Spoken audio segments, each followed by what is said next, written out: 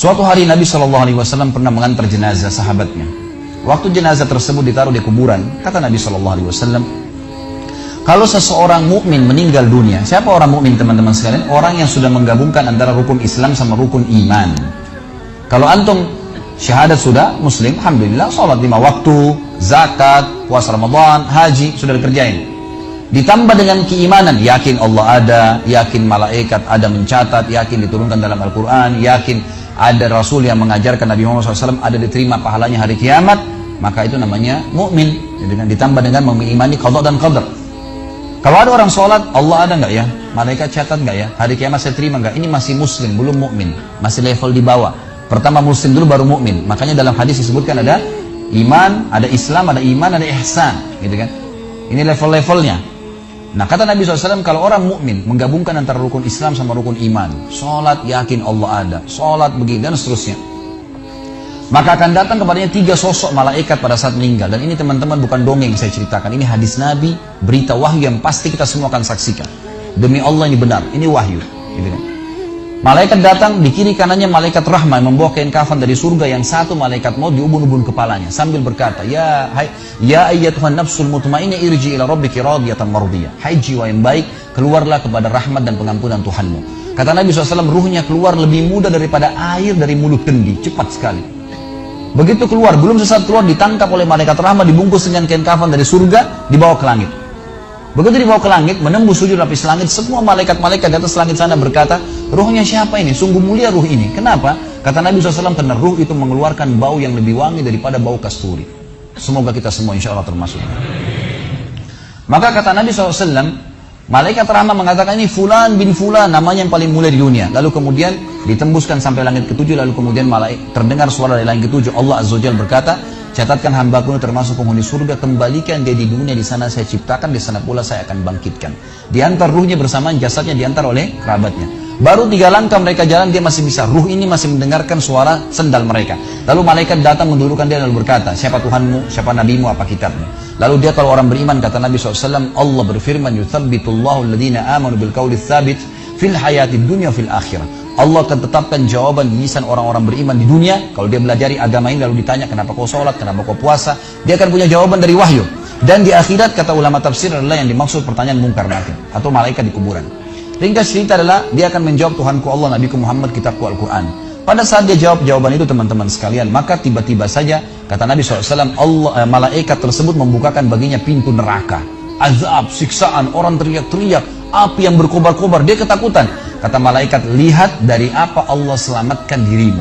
Karena kau beriman, kau nggak jadi masuk sini, ditutup. Supaya dia tahu nih, kalau dia berbuat salah akan masuk situ, ditutup. Dibuka pintu surga, dayang-dayang, permadani, istana yang luas, luar biasa. Dia gembira. Lalu kata malaikat, kau akan masuk di sini. Maka si mayit tersebut pun berdoa mengatakan, ya Allah cepatkan waktu, karena aku ingin masuk ke dalam surgaku. Lalu datang di sebelahnya orang yang tampangnya gagah, badannya bersih, wangi, saking sempurnanya kata jenazah ini. Ruh ini berkata, siapa kamu ini? Sungguh sempurna ciptaan Allah pada dirimu. Maka dia berkata, diam dulu. Maka dia berkata, gitu kan? Dia berkata, saya amal soleh akan menemani kau sampai hari kiamat. Insya Allah setelah riwayat ini kita sholat. Saya amal soleh akan menemani kau sampai hari kiamat. Maka kata Nabi SAW terdengar suara, ya Allahu alam di sini disebutkan Allah atau malaikatnya, tapi yang jelas menyampaikan dari Allah Subhanahu Wa Taala, lapangkan kuburan hambaku ini seluas pandangan matanya, dan bukakanlah pintu surga baginya setiap pagi dan petang dia melihat, maka jadilah kuburannya taman dari taman surga sampai hari kebangkitan. Baik. Sebaliknya kata Nabi SAW, kalau orang fasik, siapa tadi fasik? Muslim yang masih berbuat maksiat. Teman-teman hati-hati, jangan kena mengandalkan sudah syahadat kemudian bebas berbuat dosa. Hati-hati. Fasik dan orang kafir proses matinya sama. Kata Nabi SAW, orang fasik dan orang kafir akan datang kepadanya 3 malaikat. 2 malaikat azab di kiri kanannya, 1 malaikat maut di bunuh-bunuh kepalanya yang berkata, hai jiwa yang busuk, keluar kepada kemurkaan Tuhanmu. Maka ruhnya berantakan di tubuhnya, tidak berani keluar. Lalu malaikat maut menariknya dengan keras, ibaratnya seperti bulu domba yang dibasahkan, dililitkan di pohon berduri lalu ditarik dengan keras sehingga berantakan bulu domba itu. Keluar, belum sesaat keluar ditangkap oleh malaikat azab, dibungkus dengan kain kafan dari neraka, dibawa. Baru langit pertama nggak dibukain pintu oleh para malaikat. Lalu malaikat langit berkata, siapa ruh ini? Sungguh buruk ruh ini. Kenapa? Kata Nabi SAW, karena ruh itu mengeluarkan bau yang lebih busuk daripada bau bangkai. Wa na'udzubillah. Lalu malaikat azab membawa mengatakan, ini ruhnya Fulan bin Fulan, ya, orang yang disebutkan nama paling buruk di dunia. Lalu terdengar suara dari langit, Allah berkata, catatkan hambaku ini termasuk penghuni neraka. Di sana, kembalikan di dunia, di sana saya ciptakan, di sana pula saya akan bangkitkan. Di antara ruhnya bersamaan pengantarnya mengantar jenazahnya. Begitu masuk dan 3 langkah, ya, orang-orang mengantarnya lewat, malaikat datang mendudukkan dia, mengatakan siapa Tuhanmu, siapa nabimu, apa kitabmu. Walaupun muslim, rekam baik-baik ini, ya, lahir dalam keadaan Islam, sesekali sholat, fasik, masih banyak masih tidak tobat sebelum meninggal, sama. Jawabannya kata Nabi SAW dengan orang kafir, innama aqulu kama kana yaqulun nas. Saya nggak tahu, saya cuma ikut-ikut dulu orang bilang apa, nggak bisa jawab. Lalu kemudian dibukakan baginya pintu surga, dayang-dayang, permadani, istana, pemandangan yang luar biasa, gitu kan? Maka dia kagum, kata malaikat, lihat dari apa kau haramkan dirimu. Dulu kau bisa masuk sini, tapi kau tidak mau, ditutup. Dibuka pintu neraka, azab, siksaan, orang dipotong, teriak-teriak, kesakitan. Lalu dia ketakutan, kata malaikat, ini tempat kau selamanya, kau tidak akan bisa lari. Maka dia berdoa mengatakan, ya Allah, jangan kau cepatkan waktu karena aku tidak ingin masuk ke dalam nerakaku. Lalu kan di sebelahnya orang yang buruk tampangnya, bau badannya nggak enak. Lalu saking buruknya, kata jenazah ini, kata ruh ini, siapa kamu ini, pergi dari saya, sungguh buruk ciptaan Allah pada dirimu. Maka dia mengatakan, tidak, saya amal burukmu yang akan menemani kau sampai hari kiamat.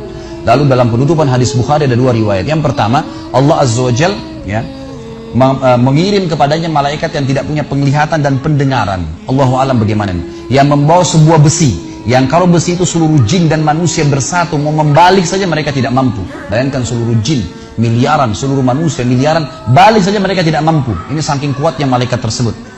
Maka menghantamkan ke tubuh orang ini, hancur, diutuhkan kembali lagi. Begitu terus sampai hari kiamat. Riwayat yang kedua mengatakan, Allah Azza wa Jal membuat dinding kuburannya merengut tubuhnya, menjepit tubuhnya sampai seperti ini tulang rusuknya. Kembali lagi. Kata ulama hadis digabungkan keduanya. Dipukul sambil diremukkan, dikembalikan lagi. Begitu terus sampai hari kiamat.